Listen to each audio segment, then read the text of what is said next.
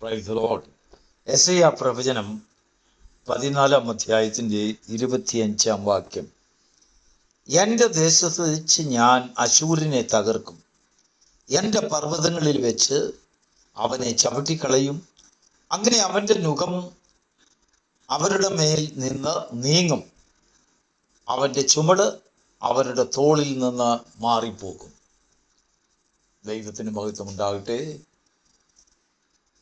ഒരു പുതിയ പ്രഭാതത്തിലേക്ക് ദൈവം നമ്മെ വീണ്ടും കൂട്ടിക്കൊണ്ടുവന്ന് തൻ്റെ വചനത്തെ ധ്യാനിപ്പാൻ, ദൈവസന്നിധിയിലായിരിക്കാൻ കർത്താവ് തന്ന കൃപയ്ക്കും ഭാഗ്യത്തിനുമായി ദൈവസന്നിധിയിൽ നമുക്ക് നന്ദിയുള്ളവരായിരിക്കാം.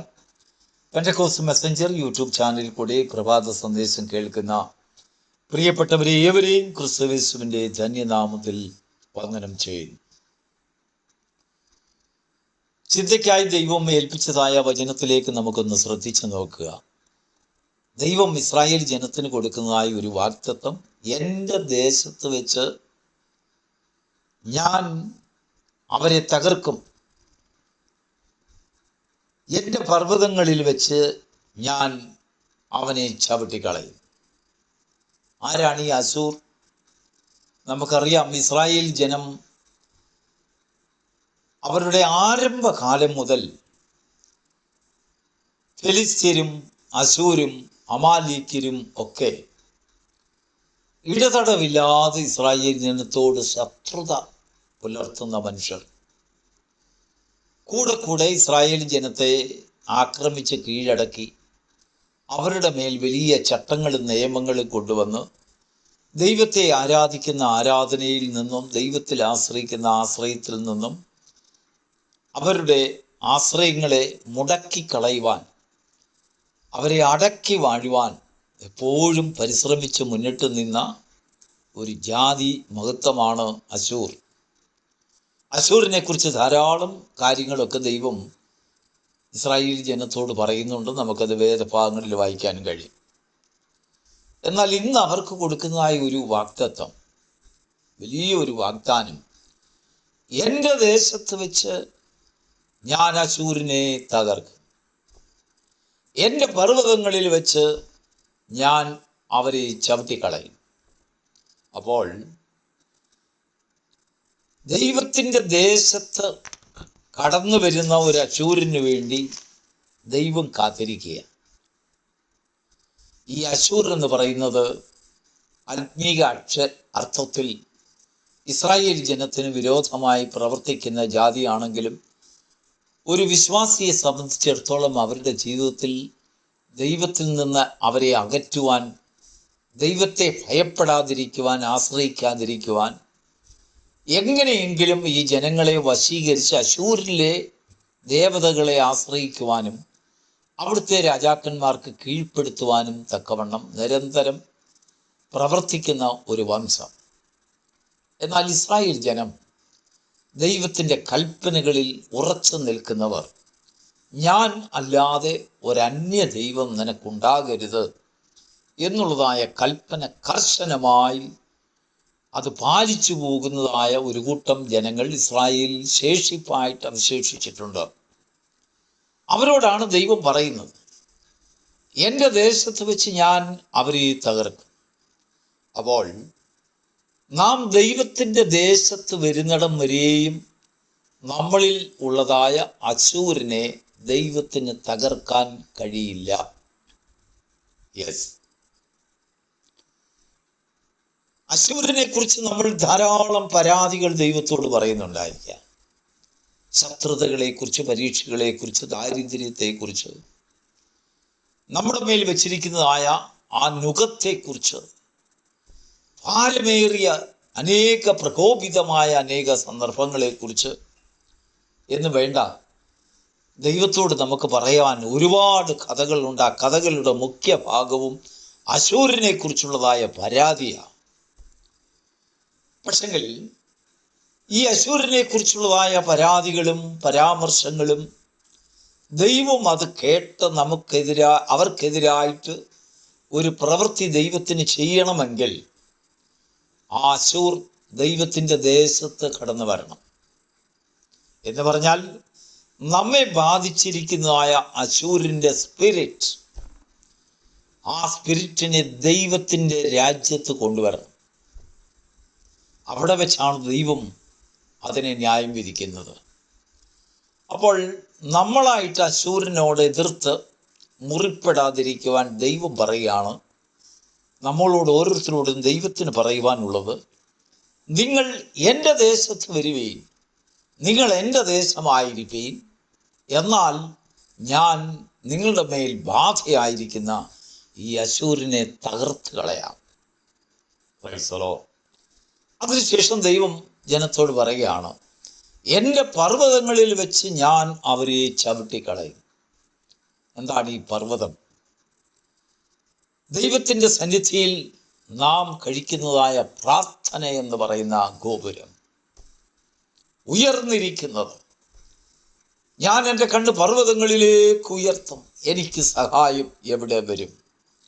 അപ്പോൾ ദൈവം നോക്കുമ്പോൾ അനേക പർവ്വതങ്ങൾ ഇസ്രായേൽ ദേശത്ത് കാണും.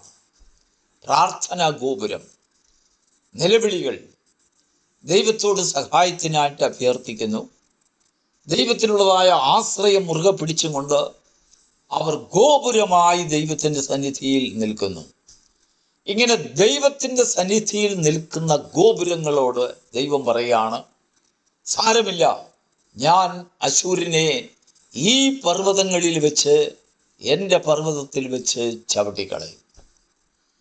അപ്പോൾ ദൈവം വേറൊരു ദേശത്ത് ചെന്നും വേറൊരു രാജ്യത്ത് ചെന്നും പർവ്വതങ്ങളിൽ ചെന്നും ദൈവം ചവിട്ടുകയാട്ട് തകർക്കുകയാട്ട് ചെയ്യുകയില്ല.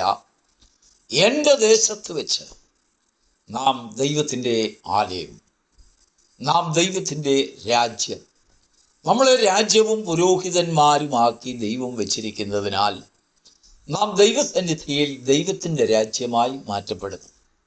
Praise the Lord. നാം ദൈവത്തിൻ്റെ ഗോപുരമായി മാറ്റപ്പെടുന്നത് ദൈവത്തിൻ്റെ സന്നിധിയിൽ നമ്മുടെ സങ്കടങ്ങളെയും ഭാരങ്ങളെയും എടുത്തുകൊണ്ട് പർവ്വതങ്ങളിലേക്ക് കയറി ചെല്ലുവാൻ നമുക്ക് എപ്പോൾ സാധിക്കുന്നുവോ അപ്പോഴാണ് ദൈവം നമ്മുടെ മേൽ വെച്ചിരിക്കുന്നതായ ശത്രുവിനെ ചവിട്ടിക്കളയുന്നത്.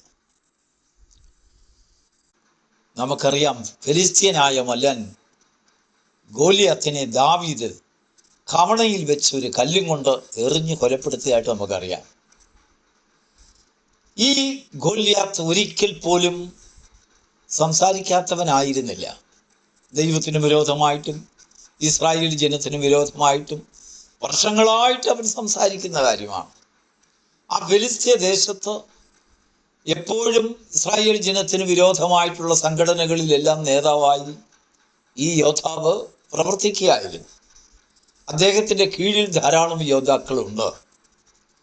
അങ്ങനെ ഫെലിസ്ത്യ ദേശത്ത് വെച്ച് ദൈവത്തിന് വിരോധമായി സംസാരിച്ചതും ദൈവജനത്തിന് വിരോധമായി പ്രവർത്തിച്ചതും ഒന്നും ദൈവം അത്ര കാര്യമാക്കി എടുത്തില്ല. എന്നാൽ ഒരു ദിവസം ഈ ഗോലിയാത്ത് ഇസ്രായേൽ മലനിരകളിൽ പ്രത്യക്ഷപ്പെട്ടു.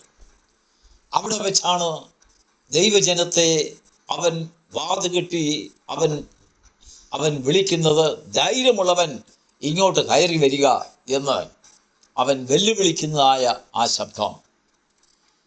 ദൈവജനത്തിൻ്റെ ആ മധ്യത്തിൽ വന്നു നിന്നും കൊണ്ട് നിലവിളിക്കുന്നതും ആർപ്പിടുന്നതുമായ ശത്രുവിൻ്റെ സ്വരം സ്വർഗത്തെ അസ്വസ്ഥമാക്കും, സ്വർഗത്തെ ചലിപ്പിക്കും. സ്വർഗത്തിന് ചിലതൊക്കെ ചെയ്യുവാൻ അപ്പോൾ ദൈവത്തിന് സാധ്യമായ വഴികൾ ദൈവം ചിന്തിക്കും. എന്നാൽ അവന് ചവിട്ടിക്കളയുവാൻ ചില ഗോപുരങ്ങൾ അവിടെ ആവശ്യമാണ്. പ്രാർത്ഥനാ വീരന്മാർ അവിടെ ആവശ്യമാണ്. അങ്ങനെ ദാവീദ് ഫെലിസ്ത്യനായ ഗോലിയത്തിനെ കൊല്ലുവാൻ തക്കവണ്ണം ആ ഗോലിയാത്തിനെ ഇസ്രായേൽ പർവ്വത നിരകളിലേക്ക് വരുത്തുവാൻ ദൈവത്തിൻ്റെ ആത്മാവ് അവനെ വശീകരിച്ചു. എന്ന് പറഞ്ഞതുപോലെ നമ്മുടെ ജീവിതത്തിൽ നാം അനുഭവിക്കുന്ന പോരാട്ടങ്ങളുടെ ശക്തിയെ തകർക്കുവാൻ നാം ഒരു അന്യദേശത്തിരുന്നു കൊണ്ട് പ്രാർത്ഥിക്കുന്ന പ്രാർത്ഥനയാൽ സാധ്യമല്ല. അതുകൊണ്ടാണ് തിരുവചനത്തിൽ നാം വായിക്കുന്നത്, 137 സങ്കീർത്തനത്തിൽ വായിക്കുന്നത്, യഹോവയുടെ ഗീതം ഞങ്ങൾ അന്യദേശത്ത് പാടുന്നത് എങ്ങനെ? Praise the Lord. അപ്പോൾ അന്യദേശത്ത് വെച്ച് പാടുന്ന പാട്ട് കൊണ്ട് ഒരു ശത്രുവിനെ ഞെരുക്കുവാൻ കഴിയില്ല. തകർക്കുവാൻ കഴിയുകയില്ല. നാം ദൈവത്തിൻ്റെ ദേശമായി മാറ്റപ്പെടണം, ദൈവത്തിൻ്റെ രാജ്യമായി മാറ്റപ്പെടണം, ദൈവത്തിൻ്റെ വാസസ്ഥലമായി മാറ്റപ്പെടണം. ദൈവം വിലയ്ക്ക് വാങ്ങിയ മന്ദിരമായി മാറ്റപ്പെടുമ്പോൾ ഞാൻ എൻ്റെ സ്ഥലത്ത് വെച്ച്, എൻ്റെ ദേശത്ത് വെച്ച് ശത്രുവിനോട് പോരാടുമെന്ന് ദൈവത്തിൻ്റെ ആത്മാവ് പറയുക. എൻ്റെ പർവ്വതങ്ങളിൽ വെച്ച്, അനേക പർവ്വതങ്ങൾ, ഉയർന്നു നിൽക്കുന്ന പർവ്വതങ്ങളെ ദൈവം കാണുന്നു. ആ പർവ്വതങ്ങളിൽ വെച്ച് ഞാൻ അശൂരിനെ ചവിട്ടിക്കളയും. ഇങ്ങനെയൊക്കെ ചെയ്യുമ്പോൾ ദൈവത്തിൻ്റെ ദേശത്ത് വന്നിരിക്കുന്നതായ ദൈവമക്കളുടെ മേൽ കഴുത്തിൽ വെച്ചിരിക്കുന്നതായ ആ നുകത്തെയും ആ ബന്ധനങ്ങളെയും ദൈവം ചവിട്ടിക്കളയുമ്പോൾ അതെല്ലാം അവനെ വിട്ട് ഓടിപ്പോകുന്നതിനിടയായിത്തീരും. എന്ന് പറഞ്ഞാൽ നമുക്കിഷ്ടമുള്ളിടത്ത് നിന്നും കൊണ്ടുള്ളതായ ഒരു പ്രാർത്ഥന, ഇല്ലെങ്കിൽ നമ്മൾ ചിന്തിക്കുന്നത് പോലെ ദൈവം നമ്മുടെ അടുത്ത് വരണമേ എന്ന് പറയുന്നതായ ഒരു ഒരു ഒരു അപേക്ഷ, അതല്ല ദൈവം കേൾക്കുന്നത്. നാം ദൈവത്തിൻ്റെ ദേശമായി മാറുമ്പോൾ ദൈവം നമ്മുടെ ശത്രുക്കളോട് ദൈവം ഇടപെടുന്നു, അവരെ തകർക്കുന്നു, അവരെ ഇല്ലായ്മ ചെയ്യുന്നു. നമ്മുടെ ജീവിതത്തിൽ ശത്രുവിനെ ദൈവം തകർക്കുന്നില്ല എങ്കിൽ, ദൈവത്തിന് വിരോധമായി, ഇല്ലെങ്കിൽ നമ്മുടെ വിശ്വാസത്തിന് വിരോധമായി, നമ്മുടെ ആത്മീക ജീവിതത്തിന് വിരോധമായി, അനുഗ്രഹത്തിന് വിരോധമായി, നമ്മുടെ പ്രത്യാശയ്ക്ക് വിരോധമായി പ്രവർത്തിക്കുന്നതായ അനേക ശത്രുവിൻ്റെ കോട്ടകൾ, അത് ദൈവത്തിൻ്റെ ദേശത്ത് എന്ന് പറഞ്ഞാൽ ദൈവമക്കളുടെ ഇടയിൽ ആയിരിക്കുമ്പോൾ ദൈവത്തിന് അതിന്മേൽ ചില നടപടികളുമായി ദൈവത്തിന് എഴുന്നേൽക്കേണ്ടതായിട്ടുണ്ട്. പ്രിയപ്പെട്ട ദൈവമക്കളെ, നമുക്ക് പലപ്പോഴും നമ്മുടെ പ്രാർത്ഥനയ്ക്കനുസരിച്ചുള്ളതായ ഒരു പ്രതിഫലനം ദൈവത്തിൻ്റെ ഭാഗത്തു നിന്ന് ഉണ്ടാകുന്നില്ലല്ലോ എന്ന് നമ്മൾ പലപ്പോഴും ചിന്തിച്ചേക്കാം. ദൈവം പറയുന്നത്, എനിക്ക് ചിന്തയുണ്ട്, നിന്റെ ശത്രുവിനെ ഞാൻ കാണുന്നുണ്ട്, നിന്റെ ശത്രു നിന്നെ ഞെരുക്കം ഞാൻ കാണുന്നു, എൻ്റെ ജനത്തിൻ്റെ കഷ്ടത ഞാൻ കണ്ടു കേട്ടു. പക്ഷെങ്കിൽ അവരെ എനിക്ക് വിടിവിച്ചു കൊണ്ടുവന്നെങ്കിൽ മാത്രമേ, എൻ്റെ ദേശത്തേക്ക് കൊണ്ടുവന്നെങ്കിൽ മാത്രമേ എനിക്ക് അവരുടെ മധ്യത്തിൽ വസിക്കുവാൻ കഴിയുകയുള്ളൂ. Praise the Lord. അങ്ങനെ നാം ദൈവത്തിൻ്റെ ദേശമായി തീരുമ്പോൾ ആണ് ദൈവം നമ്മളിലുള്ളതായ ശത്രുക്കളോട് പോരാടുന്നത്, അതിനെ തകർക്കുവാൻ ദൈവം പദ്ധതിയിടുന്നത്.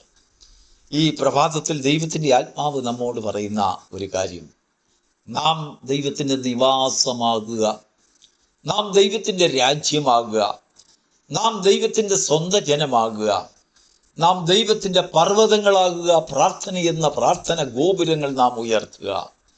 അവിടെയൊക്കെയും ദൈവം കടന്നു വന്ന് അതിന്മേൽ പോരാടുന്ന പോരാട്ടങ്ങളെ തൻ്റെ കണ്ണുകൊണ്ട് കണ്ട് ചവിട്ടിക്കളയേണ്ടതിനെ ചവിട്ടിക്കളയും, തകർക്കേണ്ടതിനെ തകർക്കും, എടുത്തു മാറ്റേണ്ടതിനെ എടുത്തു മാറ്റും. ചില സ്ഥാനങ്ങളിൽ നമുക്ക് സ്വതന്ത്രമായി നമ്മെ ചലിക്കുവാൻ ദൈവത്തിൻ്റെ ആത്മാവ് നമുക്കായി വഴിയൊരുക്കുന്നത് ദൈവത്തിൻ്റെ ദേശത്ത് നിന്നും കൊണ്ടുള്ളതായ ഒരു പ്രവൃത്തിയാണ്. ദൈവത്തിന് മഹത്വമുണ്ടാകട്ടെ. അവൻ്റെ ദേശത്ത് കടന്നു വരുവാൻ, അവൻ്റെ ദേശമാകുവാൻ, അവൻ്റെ പർവ്വതങ്ങളാകുവാൻ, അവൻ്റെ മഹത്വമാകുവാൻ, അവൻ്റെ തേജസ്സായിരിക്കാൻ തക്കവണ്ണം ഈ പ്രഭാതത്തിൽ തിരുവചനം നമ്മെ സഹായിക്കുമാറാകട്ടെ. കഷ്ടതകളെയും പ്രയാസങ്ങളെയും ഭാരങ്ങളെയും കണ്ട് നിലവിളിക്കുന്ന നിലവിളികൾ ദൈവത്തിൻ്റെ സന്നിധിയിൽ പർവ്വതങ്ങളായും തൻ്റെ ദേശവുമായി വെളിപ്പെടുമ്പോൾ അവയിന്മേൽ ദൈവം അത്ഭുതങ്ങൾ പ്രവർത്തിക്കുവാൻ വേണ്ടി ഇറങ്ങി വരും. ആ ദൈവത്തിൻ്റെ പ്രവൃത്തിയെ കാണുവാൻ തക്കവണ്ണം നമ്മുടെ കണ്ണുകൾ പ്രകാശിക്കുമാറാകട്ടെ. God bless you.